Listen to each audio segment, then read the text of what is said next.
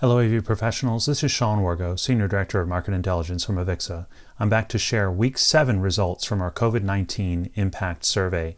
You could say a glimmer of improvement among a sea of challenges is what the theme of this week's results really are about, as we further see that dichotomy between those realizing very negative, continued negative impacts of the pandemic crisis and those that are perhaps seeing a bit of improvement to the positive. We start with the negative side. 71%, the majority of our providers, 64% of end user respondents continue to report negative impacts of the crisis.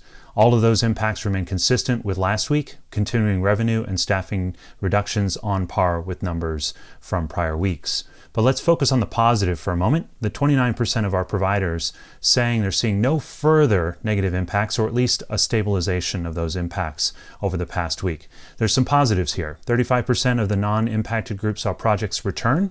Among international respondents, that was 56%. Inquiries rose among 30% of our providers overall. Internationally, that was 61%. So perhaps this supports this question, or the results from a question we added about operating under full capacity or at reduction. 16% of our providers said they are, in fact, operating full capacity, 68% at a reduced capacity at this point. On the more negative side, of course, there is reality to this equation, which is 13% have put operations on hold temporarily, 1% have closed their operations permanently. That's the number, of course, that we hope will stay at that level and not continue to tick upwards, even though we realize challenges remain in the marketplace. I encourage you to come to our website to check out some of the quotes and commentary that we got, some great open-ended comments about adapting to the new business realities, as well as opportunities for growth in this challenged environment.